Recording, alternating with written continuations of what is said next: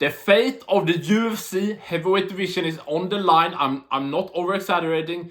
The legacy of Jon Jones, the legacy of Tom Aspinall, kind of the legacy of UFC and Dana White is on the line at UFC 321. Yeah, let's start off with that fight. Aspinall Gane, the main event for the UFC undisputed heavyweight title. Aspinall never got the chance to be crowned to win the belt. That was announced on the post-fight press conference of UFC Azerbaijan. It's so random. Azerbaijan of all places. Aspinall Gane. Before I get to the fight itself, just think about it. If Gane wins, first of all, it will make Jones will get to Twitter immediately, have the biggest party of his life with Adesanya and Payton, and do some weird stuff.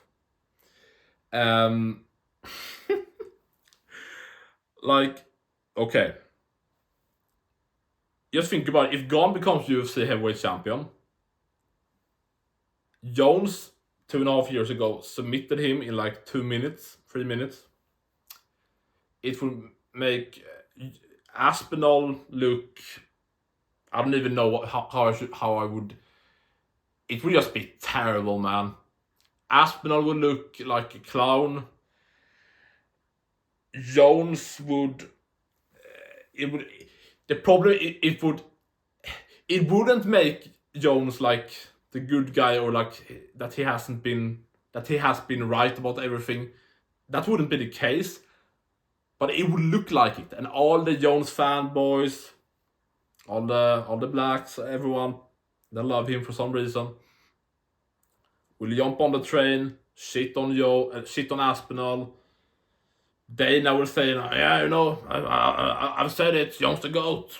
He's the best. Prove it again. It will just make the whole division dead. No one would take it seriously. Yeah. Matsara beat GSP. Ankalaev beats Pereira, fluke. I don't care what anyone says. We have seen big flukes. And I don't even know if it's fair to call Gane Aspinall like a fluke. I mean, Aspinall should beat the shit out of him. I would argue he's better everywhere. But yeah. And Gane, okay, both have been out for forever. So the activity, yeah. I was about to say, that Aspinall got more activity over Gane, but that's not true at all. Actually, it's the other way around, I think. But yeah, Gane can't win. That will ruin everything. That will ruin the UFC. The division will look like it will be complete. It's already on life support. We need anything we can take. Pereira, Aspinall, let's go. People are talking about it. Why not? Just something.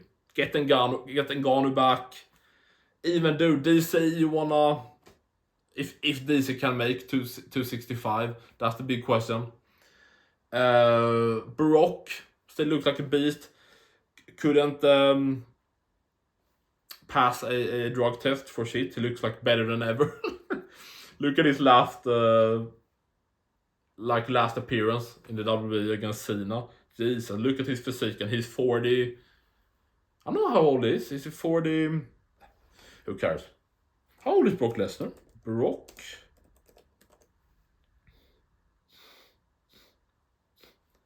Yeah, dude, he's fucking 48. Okay, maybe not Brock. But yeah, let's maybe get to the predictions. Aspinall's gonna win. Come on. Like, Gane can win. He has good striking, jumps in and out, kick, bam, boom, boom, boom. Aspinall just, with his 1-2. Usually you can make fun of people like Vettori or other people that are so fucking basic with a 1-2. I'm sure Aspinall could mix it up with more combinations, and like, it's not like we only see the 1-2 for that from Aspinall, but that's his classic, 1-2, and that works on like 95% of the heavyweights. That's the thing. Not only the 1-2, but also that he has speed, timing, great power. With power comes great responsibility. Yes, Spider-Man. I just got a weird vision of Tom Aspinall in a Spider-Man outfit with like the belly hanging out, but it's fine. Aspinall, in either way, if he chooses just for some reason, like this is a kickboxing match, I won't even entertain the grappling. I think he could, blitz Gane, bam bam. Maybe not as easy to, I don't know. The thing is, we haven't seen any like grappling from Aspinall in 3.5 years, have we? That's actually the thing that irritates me, and of course he has been so inactive because of Jones and Dana and the whole bullshit there. But he mixed in. He had a fucking perfect, incredible performance against Volkov, of course, at that great UK fight night in March 2022. Yeah, we haven't seen Aspinall dominated the time, great takedowns, submitted Volkov, of course, with an arm thing on the ground. After that, immediately injured against the Blades. A year later, came back, blitzed Tybura, no grappling there. Blitzed Pavlovich, blitzed Blades. Was a bit more trouble against Blades. Blades did decent in the striking. I believe Aspinall, I don't know if he really shot. He clinched up with Blades for a bit, I believe, in that fight. So technically some grappling, but yeah. So yeah, actually I would love to see. I mean, I wouldn't hate to see Aspinall just blitz Gane. Fuck Gane, pussy. Never fights. Robbed Volkov. Just his interview on Ariel Helwani after beating Spivak 2 years ago. Like, this dude thinks that he can beat one fat trash heavyweight and get the title shot every time. He beat fat Lewis, got the title fight against Gane. No, what am I? Title fight against Ngannou. Lost. Should have won, probably, but lost. Beat fat Tai Tuivasa. Got a title shot against Jones. Lost. Embarrassingly. Beat like fat-ish, not good shape Spivak. Wants a title shot. So it's good that they had to fight one more, but that's also the thing with this fight that I don't like. This is not like this is not even the best two. I mean, Aspinall, I definitely believe is the best heavyweight, but this is not it should be Volkov. But I also kind of doesn't want Volkov in this fight because he did lose his last fight. He should have gotten the victory because he was robbed. He did enough to win, but he didn't get the official win. So I wouldn't. Yeah, that's a completely different conversation with if UFC would be like, fuck what the judges say. This guy did win. I don't care what the judges said. We're giving him the title shot anyway, or who knows. But yeah, even I think Aspinall would knock him out standing. I think he could take him down pretty comfortably. Yeah, dude, Volkov took Gane down. How many times? 2, 3? I don't know. More than once, I think. I did decently in the grappling. He mixed it up great against Gane, and if Volkov can mix it up like that against Gane, Aspinall, dude, do that blast takedown, boom, and just actually do fucking smack Gane's French ass up with elbows. That's what I want, like big elbows, bah, bah, bah. Yeah, smack Gane up. I think Aspinall. How do we think this fight? What round do we get? That's the question. Actually, the first instinct is to say like, oh, Aspinall round 1 KO, maybe round 2 KO.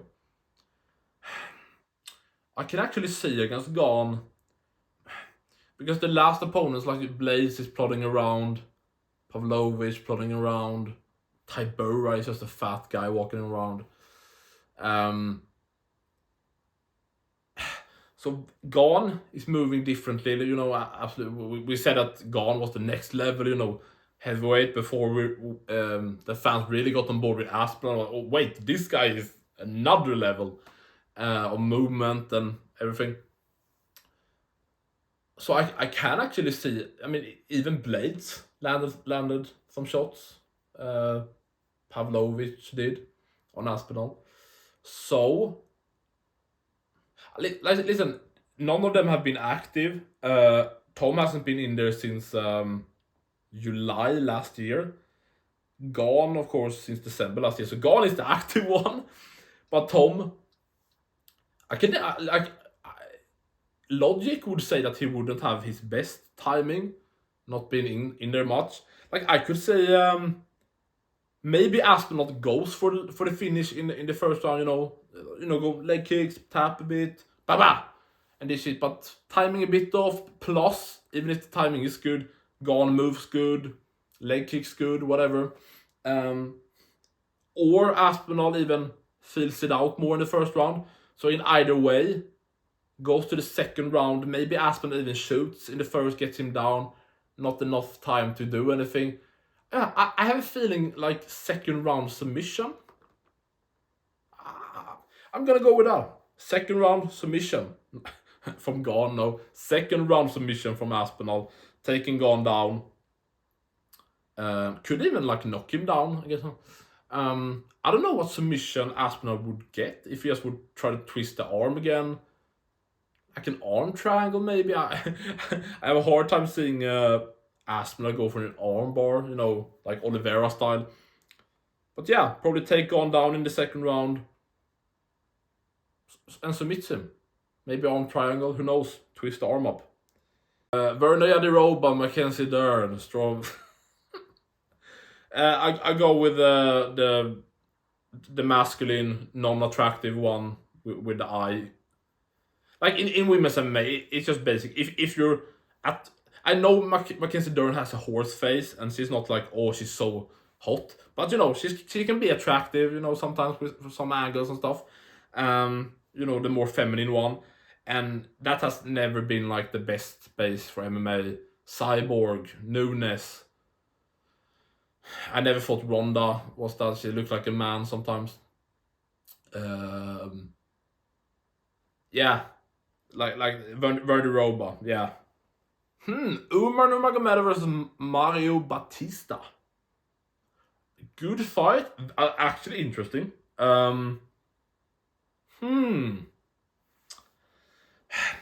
I mean, it feels like Bautista is the better striker, I would say. You know, we especially saw in the Merab Umar fight that when they are not shooting, and just especially in like the first two rounds or whatever, when they are throwing, like it looks pretty sloppy and like, what the fuck are they doing? So Umar, I wasn't impressed with his striking at all against Merab. Against Corey, he didn't do anything. It was just that Corey did nothing. So even Umar throwing shots that Sandhagen like blocked was still more than Sandhagen was doing. He just switched stances, fainted.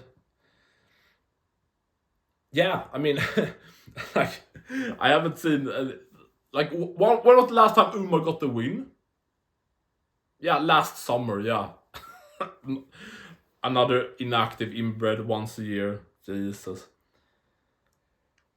So honestly, and Bautista, as like he's not. I don't think Umar will just.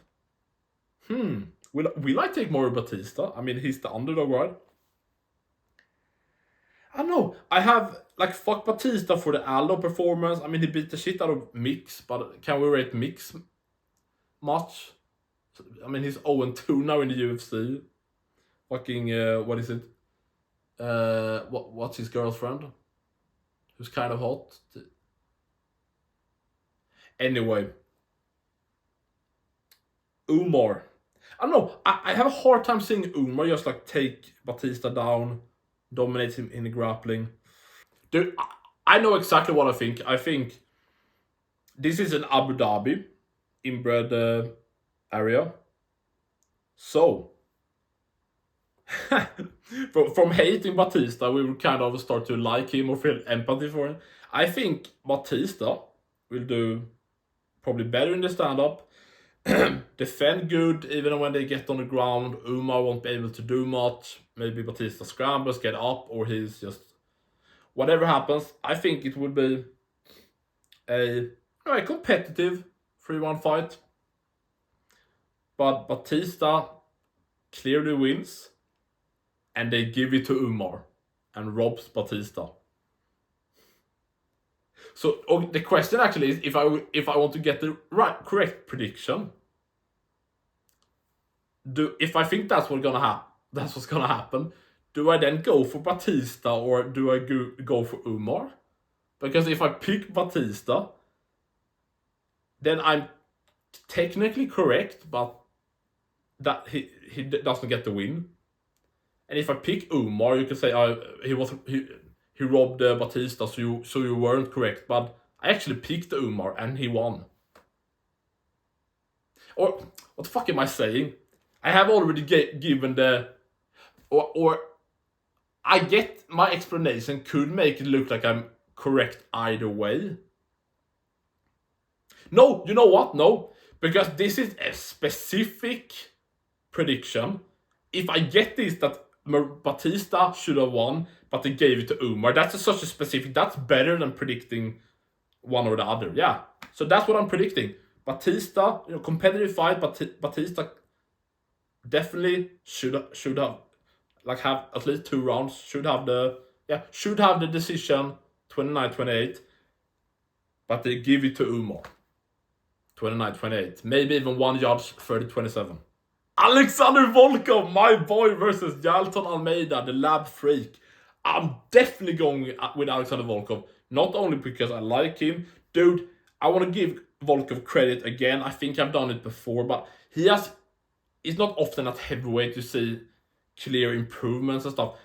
Volkov has been around for a long time. He has a great resume. He got robbed against Gane. That would have been a great win to get that win back. I mean, we all know he beat Gane. He has Gane on his resume. I don't give a fuck.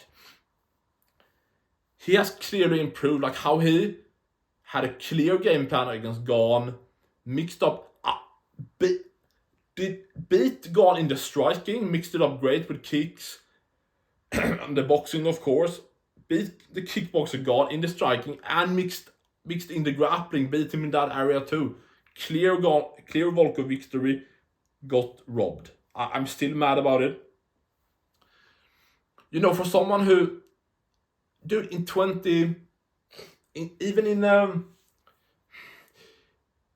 like Volkov was on a good run. Beat the shit out of Verdum in UK in 2018. Could be a fight in between, but I think his next fight was on UFC 229 on the Khabib McGregor card. The feature fight, I think, just before Pettis Tony, I think. He of course was beating up Lewis for like 2.5 rounds. Clearly the better fighter still is, but then of course a bit, not good defense at the end there. A bit. It should probably have been a bit more. It definitely should have been a more switched on. Maybe he, thought like it's just like a minute left or something. I can relax a bit. But Lewis, of course, I believe, cracked him big and then cracked him again, put him down, finished him off, kind of knocked him out, TKO'd him, whatever. Volkov has kind of lost the big fights in his career. As I said, the Lewis one got away from him. Then in 2020, right, Lewis beat him with wrestling and other stuff for 5 rounds. In 2021, he of course lost the decision to Gane. And 2022, the new guy again. Gane was the new guy. Then the new guy again in Tom just blitzes through him. And like by that point in 2022, Volkov was already like a veteran, had been around in the UFC since like 16, 17. And if you looked how it really looked like the new generation. Gane had already beat Volkov. Gane and Aspinall really looked like the new generation, and you had Ngannou in there as the champ, this unbeatable like monster. So I think people kind of looked at Volkov as, okay, he's gonna probably go on the decline here and lose more and retire. But after the Aspinall fight, then I think just like 2 months later, he battered Rosenstruck, TKO'd him in the first. Then I think second fight in a row, he started off 23, TKOing Alexander Romanov. Then number 3 in a row, he beat the shit out of Tai Tuivasa, not even close. I believe that hurt him, knocked him down, submitted him with like a great choke. 3 wins in a row. Then he clearly beat up Pavlovich in a decision over 3 rounds. 4-fight winning streak, deserved a title shot, got the fight with Gane, clearly beat him, got robbed. So Volkov is great, elite, one of the best heavyweights without a shadow of a doubt. Almeida, of course, has taken the light heavyweight skill up to heavyweight. Really crumbled against Blades, but has he lost since? I don't think so. Yeah, dominated Lewis in the grappling, has beat others. I just don't think Volkov also is so big and tall. I just don't think it would be easy for Almeida to just take Volkov down like that. Volkov should beat the shit out of him in the striking and be good defensively enough with the wrestling to beat him. Absolutely. I could say, a decision win for Volkov, or who knows, maybe later second round or third round TKO if Almeida starts to slow down a bit. But yeah, Volkov should have this in the bag. Nice. Rakic, Alexander Rakic versus Azamat Murzakanov. I don't even know why I'm looking down. I know the name, Alexander Rakic, Azamat Murzakanov. Okay. Good fight. Great way to open up the main card. Dude, come on, Rakic. When was the last time Rakic got a win? 3 years ago. Knee. Blew out against Blachowicz in like May or something, 2022, June maybe. In 2021.